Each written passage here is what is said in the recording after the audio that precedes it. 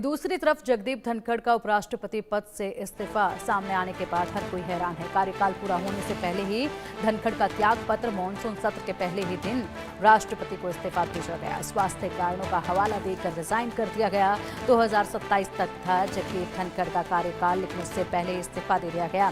देश के 14वें उपराष्ट्रपति जगदीप धनखड़ ने अपने पद से इस्तीफा दे दिया है। उन्होंने स्वास्थ्य कारणों को इसकी वजह बताया है। 74 साल के धनखड़ का कार्यकाल 10 अगस्त 2027 का था। धनखड़ ने अनुच्छेद 67A के तहत राष्ट्रपति द्रौपदी मुर्मू को त्यागपत्र सौंपा।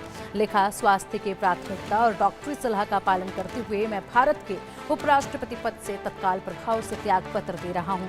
उन्होंने पत्र में राष्ट्रपति को उनके सहयोग और सौहार्दपूर्ण संबंध के लिए धन्यवाद किया। प्रधानमंत्री और मंत्रिमंडल को भी सहयोग के लिए आभार जताया। हालांकि राष्ट्रपति की मंजूरी के बाद ही उनका इस्तीफा प्रभावी होगा। आपको बता दें कि 11 अगस्त 2022 को धनखड़ ने उपराष्ट्रपति पद की शपथ ली थी।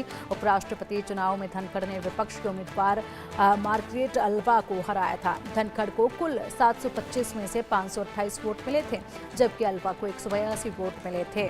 और इसी के साथ यहाँ पर अब अपने कार्यकाल के पूरे होने से पहले उपराष्ट्रपति पद से इस्तीफा देकर सबको हैरान कर दिया है, जिसके बाद यहाँ पर बेहद से सवाल भी उठते हैं और हर कोई हैरान भी है। भारत के उपराष्ट्रपति जगदीप धनखड़ ने अपने पद से तत्काल प्रभाव से इस्तीफा दिया। उन्होंने राष्ट्रपति द्रौपदी मुर्मू को संबोधित एक पत्र में स्वास्थ्य संबंधी कारणों और चिकित्सा सलाह का हवाला देते हुए संविधान के अनुच्छेद 67 के तहत अपने इस्तीफे की घोषणा की है।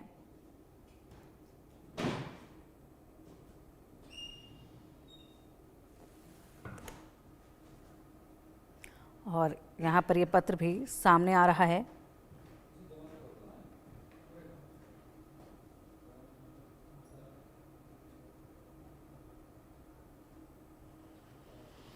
बता दें कि जगदीप धनखड़ का जन्म 18 मई 1951 को राजस्थान के झुंझुनू जिले के में एक साधारण किसान परिवार में हुआ।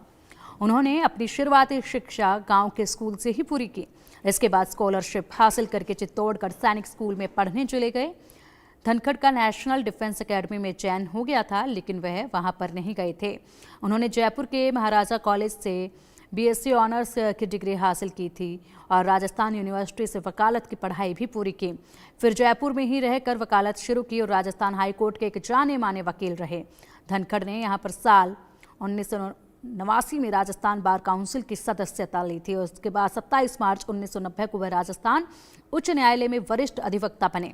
उसी समय वह सुप्रीम कोर्ट में भी प्रैक्टिस करते थे। वह 1987 में Rajasthan high court bar association के अध्यक्ष भी चुने गए थे। जगदीप धनखड़ चौधरी देवीलाल की राजनीति से प्रभावित थे। देवीलाल ही उन्हें राजनीति में लेकर आए थे, ऐसा कहा जाता है।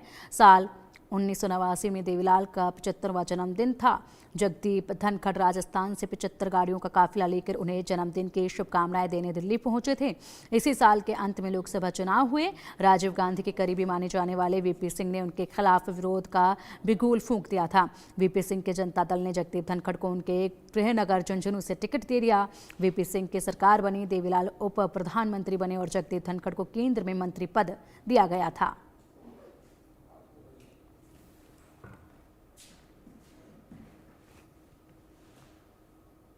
उपराष्ट्रपति जगदीप धनखड़ ने अचानक अपने पद से इस्तीफा दे दिया है। यह कदम राज्यसभा में उनके नेतृत्व में संसद के मॉनसून सत्र के पहले दिन के घटनाक्रम के बाद उठाया गया।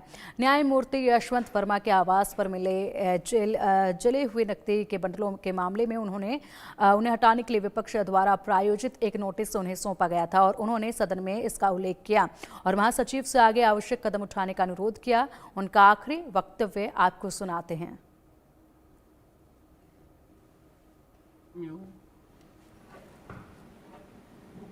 That I have received notice of motion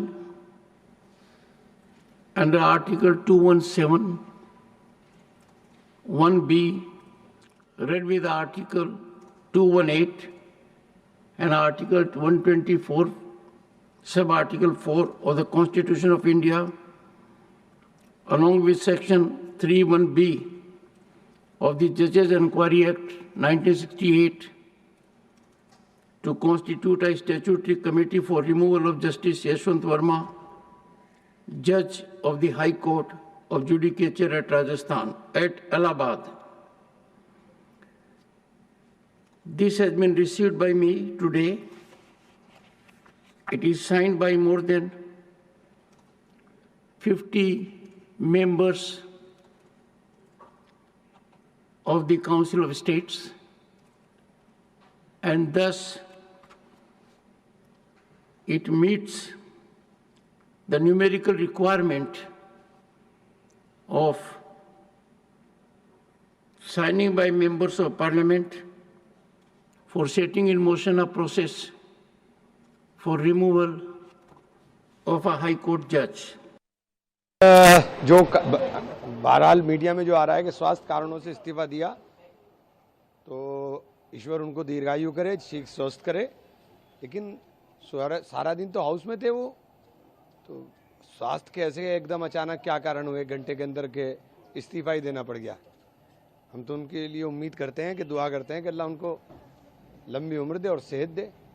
कोई राजनीतिक चाल भी देखते हैं इसके पीछे आप? बस समझ में नहीं आया। मैं कह रहा हूँ ना कि सारा दिन आप ठीक बैठे हुए काम कर रहे हैं, आप पूरा दिन हाउस में हो और आपने जाके आके मेरी तबीयत खराब है और मैं इस्तीफा दे रहा हूँ, तो ये समझ से बाहर है।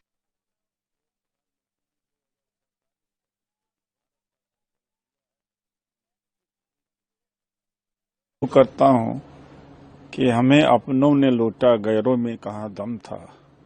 हमारी कश्ती वहाँ डूबी जहाँ पानी कम था।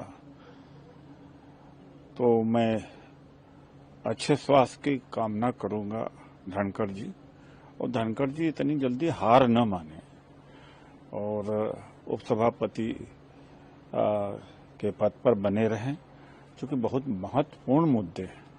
ऑपरेशन सिंदूर का मुद्दा है, फिर बिहार में वोटर्स का है, और ट्रंप ने जिस तरह से हमारे भारत देश की अवमानना किया है, ये सारे बड़े मुद्दे हैं जिसमें धनखड़ जी की उपस्थिति बहुत जरूरी है। अब मुझे तो कुछ बड़ा अटपटा सा लग रहा है। लगता है कि कहीं इन मुद्दों को टालने के लिए तो कुछ ऐसा नहीं किया जा रहा है। माननीय उपराष्ट्रपति जी धनखड़ साहब के अच्छे स्वास्थ्य की कामना करते हैं, लेकिन जो इस्तीफा उनका आया है वो कहीं से नहीं लग रहा कि उन्होंने वो स्वास्थ्य के कारणों से चलते हुए थे, क्योंकि दिन भर वो सदन में थे। परसों का उनका कार्यक्रम जयपुर का है। हाँ, सियासी गलियारों में जो चर्चाएं होती हैं उस तरीके की चर्चाएं पिछले दिनों भी सुनने में आ रहा था कि उपराष्ट्रपति जी को भाजपा के कुछ मंत्री नेता ऊपर से टॉप से उनकी गरिमा के अनुरूप राज्यसभा सेक्रेटेरिएट में नियुक्तियों को लेकर के अलग अलग तरीके की हल्की टिप्पणियां कर रहे थे। और आज